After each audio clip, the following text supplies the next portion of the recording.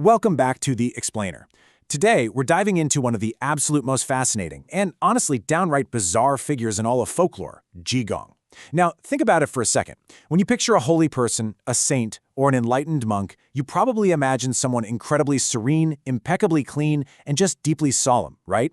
Well, you can go ahead and throw every single one of those expectations right out the window. Ji Gong is a legendary figure whose actions completely and utterly defy what a holy person is supposed to be. He's messy, he's loud, and his methods are downright shocking. But as we'll see, there is some serious, profound wisdom hiding just beneath all that chaotic energy. Okay, let's look at this stark contrast right out of the gate.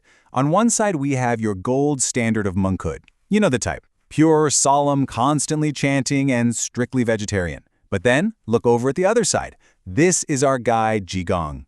When people sought him out, they didn't find him meditating gracefully in a quiet garden. Nope, they found a guy reeking of alcohol, dressed in torn robes, wearing ragged grass sandals, sporting a dogskin plaster on his leg, and unapologetically eating dog meat. I mean, visually, he is the absolute antithesis of a holy man. Honestly, you'd probably cross the street just to avoid him. And yet, people traveled far and wide seeking his miracles. So why? Let's get into our first case study. Section 1. The True Face of the Mad Monk. Let's travel over to the famous Lingyan Temple on Westlake. Our story begins with a truly desperate mother. Her son, Tan Dahu, had contracted this mysterious illness that caused his belly to painfully, continuously expand. Nothing was working, and the poor kid was just getting worse. Hearing these wild rumors of a miracle-working, living Buddha, she hikes all the way up to Lingyan Temple. After searching literally everywhere, she finally finds Ji Gong. And where is he? Slumped against a pillar, dead asleep and smelling heavily of wine. She begs him for a miracle cure. And his medical procedure? Well, it's nothing short of grotesque. First, he wakes up from his drunken stupor, looking pretty annoyed. Second, he literally rubs the accumulated dirt and sweat right off his own bare belly. And third, he rolls that grime into 3 black, filthy mud pills and just hands them to this horrified mother. Talk about the ultimate test of faith, right? I mean, would you give those to your dying child? Out of sheer, absolute desperation, she actually did. So the mother forces her son to swallow these disgusting mud pills. He gags, he throws up, and out comes one single massive, finger-thick worm expelled from his body. And just like that, the boy is instantly cured. It's wild. By the very next day, he's back out working in the fields as if literally nothing had happened. This filthy, drunken monk had just performed a genuine, undeniable miracle. Section 2. The Hidden Arhat. So you've got to wonder, why does a man who looks and acts like a town drunk possess such profound, life-saving divine power? Well, the lore actually tells us that Ji Gong is an Arhat. An Arhat is a perfected being, someone who has attained true nirvana. The story goes that Ji Gong was a heavenly being who reincarnated specifically to save humanity. But here is the absolute genius part of it all. He deliberately hides his divinity behind a thick veil of madness. By acting chaotic, dirty, and totally unpredictable, he avoids being worshipped from afar as some untouchable, distant god. His wild disguise allows him to stay down in the dirt, right among the everyday people who so desperately need his help. Section 3. Eating meat and singing in temple. All right, let's look at another totally wild healing scenario. This time it's for the sick mother of a wealthy man named Squire Lee. Now picture this scene. In one corner, you have the temple's regular monks. They're perfectly organized in the main hall, offering fresh fruits, burning incense, and solemnly chanting sutras to pray for her recovery. Very standard. But then, here comes Ji Gong literally crashing the ceremony.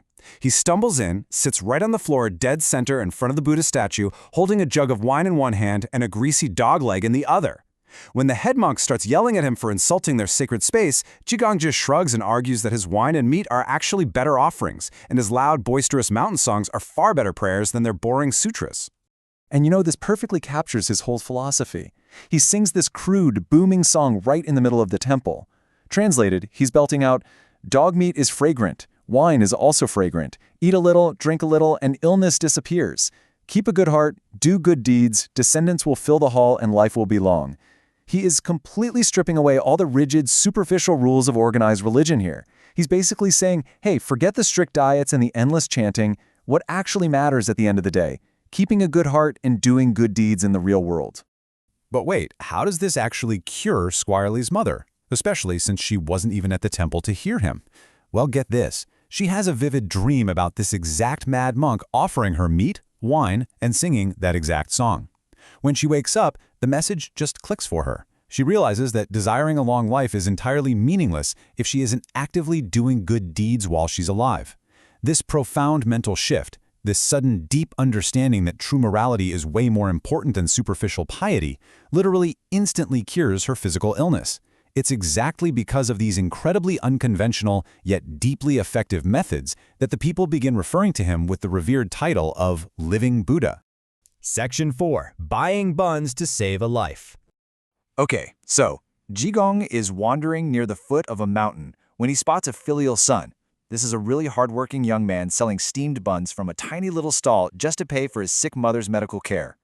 Ji Gong walks up, casually asks for 10 meat buns. The son hands them over. Ji Gong takes one bite, complains loudly that there's way too much fat, and demands to swap them for 10 vegetable buns. The exhausted son agrees.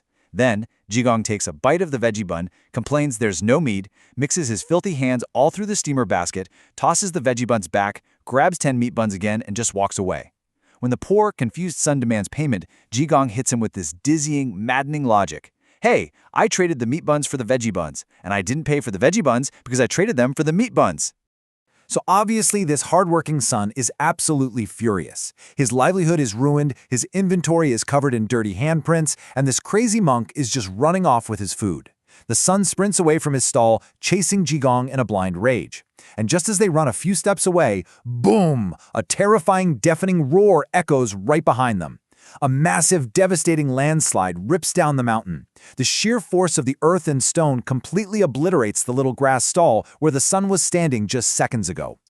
Let's actually break down how this whole crazy sequence builds, because it really highlights the absolute genius hidden in Ji Gong's madness. Step 1. He stops to negotiate for buns. Step 2. He intentionally acts terribly, using infuriating circular logic and ruining the inventory for the sole purpose of guaranteeing the son will get angry enough to chase him. Step 3. The devastating landslide destroys the stall. Had the son stayed there to sell his buns, he would have been crushed to death, no question. Step 4. The realization finally washes over the young man. This wasn't a theft at all. It was a perfectly calculated rescue. The mad monk played the villain just to lure a good man out of the path of a total disaster.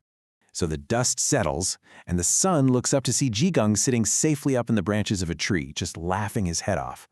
The monk then casually tosses down 2 of those stolen meat buns. Sure, they are dirty, they're covered in spit, and they've got black handprints all over them, but Ji Gong tells the son to take them home and feed them to his sick mother. Now, by this point, the son definitely knows better than to doubt the living Buddha. He takes those filthy buns home, his mother eats them, and just like the mud pills from our first story, they act as a miraculous medicine, curing her completely. The whole story of Ji Gong really forces us to look past the superficial, doesn't it? He hid a divine, deeply compassionate heart behind the mask of a filthy, chaotic drunk, completely upending the religious establishment's total obsession with appearances. Which I think leaves us with a pretty compelling question. In our modern world, how often do we judge a person's actual worth or their wisdom purely by their appearance rather than their actions? It's a really powerful reminder that true goodness doesn't always wear a clean robe. Sometimes it wears a dogskin plaster. Thanks so much for hanging out with me for this explainer today, and I'll see you in the next one.